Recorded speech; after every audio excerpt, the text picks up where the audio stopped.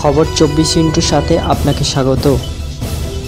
নতুন নতুন খবর জানার জন্য আমাদের চ্যানেলে চোখ রাখুন। নমস্কার, খবর 24 সাথে আপনাদের স্বাগত। দর্শক, বাংলাদেশে ক্রমাগত অত্যাচারিত হিন্দুরা, সংখ্যালঘুদের উপর হামলা, বাড়িঘর পুড়িয়ে দেওয়ার ছবি প্রতিনিয়ত সামনে আসছে। এই পরিস্থিতি নিয়ে চিন্তায় ভারত সরকার। এর মাঝেই উঠল পৃথক দেশ গড়ার ডাক, বাংলাদেশি হিন্দুদের জন্য হিন্দু দেশ তৈরির দাবি। এ দাবি আর কেউ নন, করলেন প্রাক্তন সেনাকর্তা জেনারেল জিডি বক্সি। এক্স হ্যান্ডেলে পোস্ট করে তিনি এই দাবি জানান।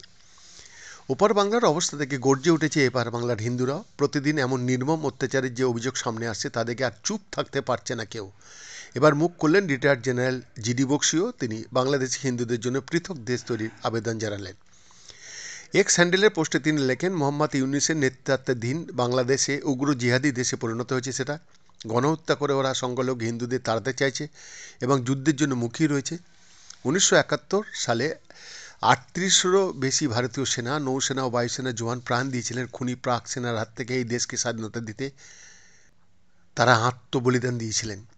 কতটা অকৃতজ্ঞ হতে পারে যদি ওরা হিন্দু সংখ্যালঘুদের এভাবে শেষ করতে চায়, তবে এটাই সম্ভাব্য উপায়। পোস্টের নিচেই তিনি বাংলাদেশের মানচিত্র ছবি পোস্ট করেন। সেখানে দেখা যাচ্ছে বাংলাদেশের উত্তর অংশ ভাগ করা এবং তা হিন্দু দেশ হিসেবে উল্লেখ করা। মূলত রংপুর, দিনাজপুর নিয়েই আলাদা দেশ তৈরির দাবি জানানো হয়েছে। বৈদ্যনাথ দাসের রিপোর্ট, খবর 24/7।